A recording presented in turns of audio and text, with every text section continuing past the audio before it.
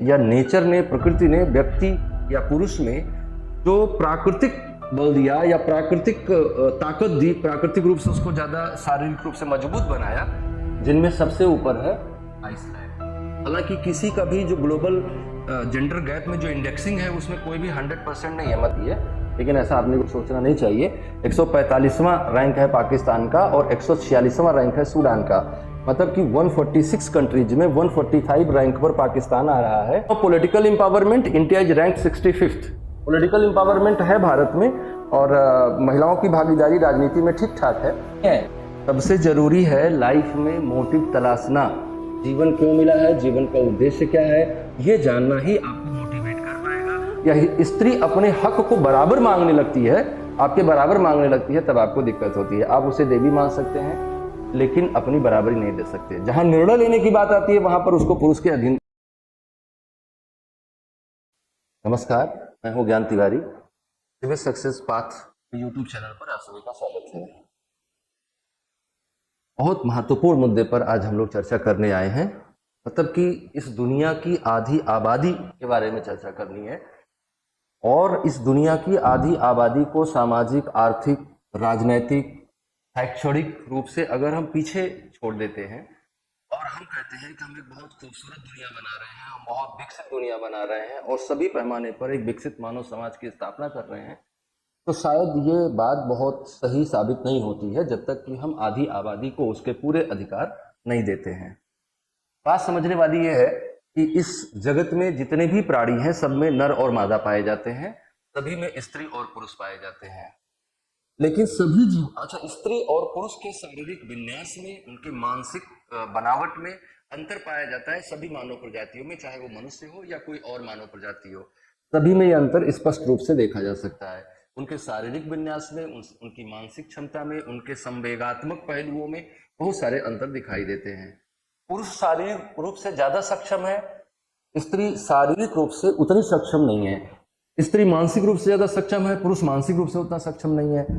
इसीलिए नेचर ने शायद ऐसा बनाया होगा कि दोनों एक साथ रहकर और इस सृष्टि को आगे विकसित कर पाएंगे, आगे बढ़ा पाएंगे। तो मुझे लगता है कि मानव ने या मानव समाज में या नेचर ने, प्रकृति ने व्यक्ति या पुरुष में जो प्राकृतिक बल दिया या प्राकृतिक ताकत दी, प्राकृतिक रूप से उसको ज्यादा शारीरिक रूप से मजबूत बनाया, शायद उसको उसने सामाजिक आर्थिक नियमों पर भी लागू किया, जिसके कारण से स्त्रियां समाज की इस दौड़ में पीछे रह गईं और आर्थिक विकास की इस दौड़ में पीछे रह गईं।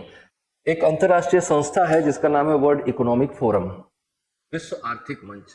वो प्रतिवर्ष ग्लोबल जेंडर गैप इंडेक्स जारी करती है, जिससे हमको ये पता चलता है कि दुनिया के अलग अलग देशों में स्त्री और पुरुष के बीच में विषमता की क्या स्थिति है। आज हम लोग 2024 की ग्लोबल जेंडर गैप इंडेक्स पर चर्चा करने वाले हैं, जो कि 12 जून 2024 को वर्ल्ड इकोनॉमिक फोरम के द्वारा जारी किया गया। वर्ल्ड इकोनॉमिक फोरम किस आधार पे इनको जारी करता है, क्या क्या चीजें वो देखता है कि किस किस आधार पे वो नारी सशक्तिकरण को मापेगा, तो उसके लिए वो 4 इंडेक्स बनाए जाते हैं। एक को कहा जाता है इकोनॉमिक पार्टिसिपेशन एंड अपॉर्चुनिटी, आर्थिक क्रियाकलापों में महिलाओं की क्या भागीदारी है और उनको किस तरह से अवसर प्राप्त हो रहा है। तो आर्थिक क्रियाकलापों में भागीदारी उनकी कितनी है, मतलब अगर हम अपने देश के जीडीपी की बात करें तो उसमें से कितना प्रतिशत योगदान स्त्रियों के द्वारा दिया जा रहा है और कितना प्रतिशत योगदान पुरुषों के द्वारा किया जा रहा है, वो इकोनॉमिक पार्टिसिपेशन में होने वाले जेंडर गैप को बताएगा। आप कहीं भी देख लेते हैं इकोनॉमिक पार्टिसिपेशन क्या है महिलाओं का भारत के समाज में, वो आप स्पष्ट रूप से देख सकते हैं। क्या उनको इक्वल अपॉर्चुनिटी भी मिल रही है या नहीं मिल रही है। तो economic participation and opportunity to work क्या इक्वल मिल रही है, क्या उस इस मामले में क्या पैरिटी एस्टैब्लिश की जा सकी है या अभी भी कोई डिस्पैरिटी है, तो उस पर वो एक पैमाना होता है।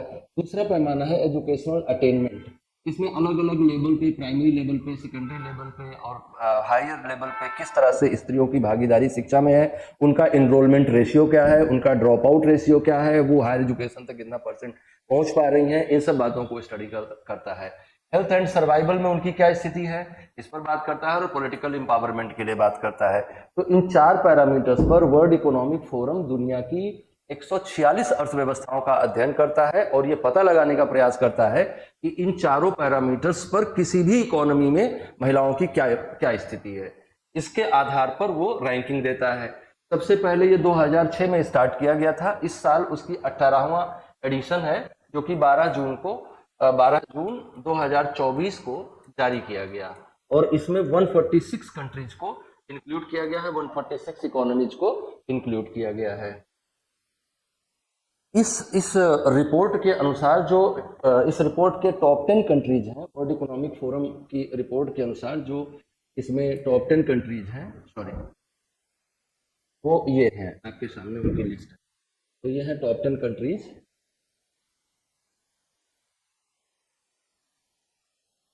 जिनमें सबसे ऊपर है आइसलैंड। हालांकि किसी का भी जो ग्लोबल जेंडर गैप में जो इंडेक्सिंग है उसमें कोई भी 100% नहीं है। मतलब कहने का ये है कि कोई भी ऐसा देश नहीं है जिसमें स्त्री और पुरुष दोनों को बराबर समानता मिली हुई हो, 100% समानता मिली हुई हो। तो लेकिन इनमें रिलेटिवली सबसे ऊंचे पर आइसलैंड है, फिर फिनलैंड है, फिर नॉर्वे है, न्यूजीलैंड है, स्वीडन है, निकारागुआ, जर्मनी, नामीबिया, आयरलैंड और स्पेन। ये टॉप 10 कंट्रीज हैं वर्ल्ड इकोनॉमिक फोरम के जेंडर गैप इंडेक्स की, ग्लोबल जेंडर गैप इंडेक्स के अनुसार जो टॉप 10 रैंकिंग वाले कंट्रीज हैं वो ये हैं। इनके अलावा एक और हमें रैंकिंग देखनी चाहिए कि एशिया में क्या सिचुएशन है और भारत की क्या स्थिति है। तो ग्लोबल जेंडर गैप इंडेक्स 2024 में gender parity in south Asia में भारत की क्या स्थिति है, साउथ एशियन नेशंस की क्या स्थिति है। साउथ एशियन नेशंस में आप देखेंगे कि बांग्लादेश 99th रैंक पे रहा इस इंडेक्स में, 99th रैंक पे रहा बांग्लादेश, 117th रैंक पे रहा नेपाल, 122nd रैंक पे रहा श्रीलंका, 124th रैंक पे रहा भूटान, 129th पे रहा इंडिया, जो कि पिछले साल की तुलना में 2 अंक नीचे सरक गया है।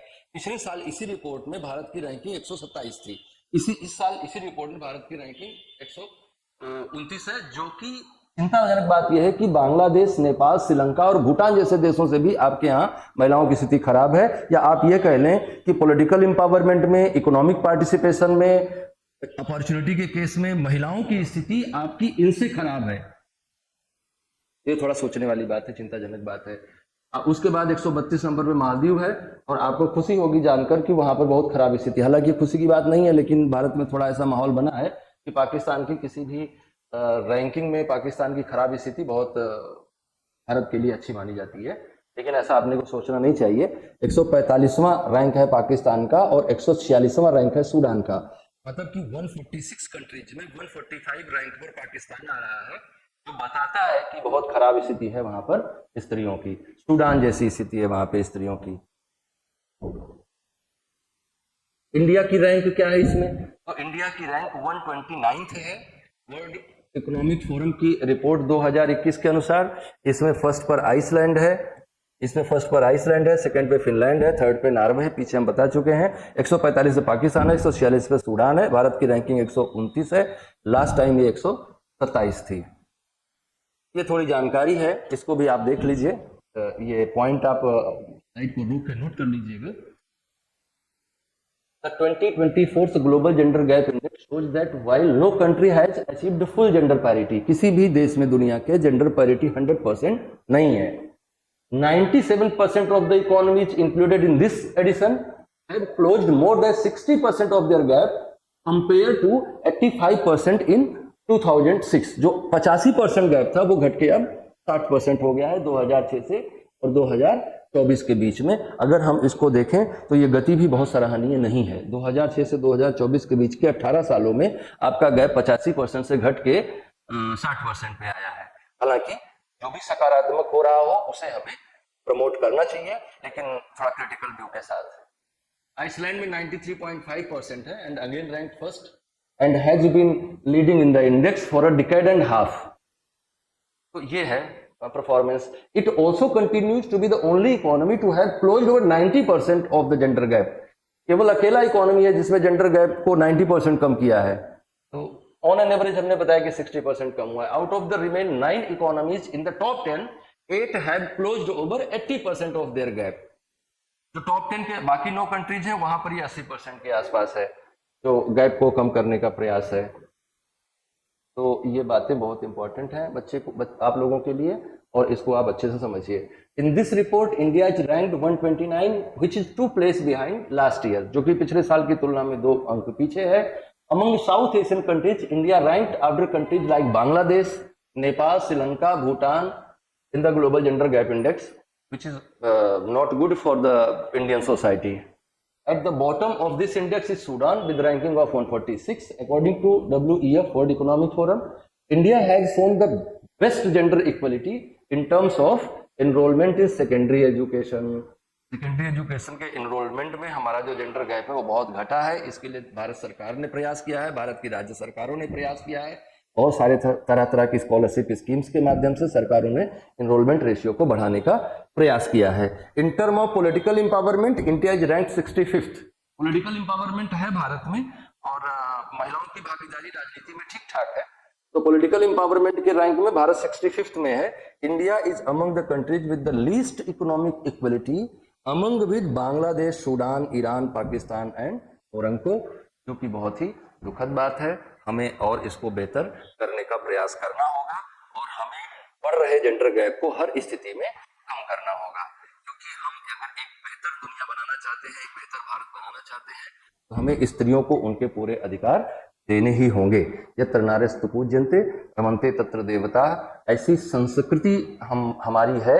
लेकिन हमारी संस्कृति में एक बहुत बड़ी समस्या है कि हम स्त्री को देवी के रूप में पूज सकते हैं, हम स्त्री को देवी के रूप में पूछ सकते हैं, लेकिन बराबर का हक देने में सारी लड़ाई वहीं खड़ी होती है जहां से वो हम स्त्री को बराबर हक देने की बात करने लगते हैं, या स्त्री अपने हक को बराबर मांगने लगती है, आपके बराबर मांगने लगती है, तब आपको दिक्कत होती है। आप उसे देवी मान सकते हैं, लेकिन अपनी बराबरी नहीं दे सकते। जहां निर्णय लेने की बात आती है वहां पर उसको पुरुष के अधीन कर दिया जाता है, चाहे बेटी अपने बाप से शादी करने के मामले में हो, चाहे भाई बहन के मामले में हो, चाहे पति पत्नी के मामले में हो, इवन की बेटे और माँ के मामले में भी बेटा मेल डोमिनेंसी को शो कर देता है। तो हमें इसको कम करना चाहिए। ये जो ग्लोबल जेंडर गैप इंडेक्स है, इसको आप इनकी रैंकिंग्स वगैरह को ध्यान में रखिएगा। धन्यवाद।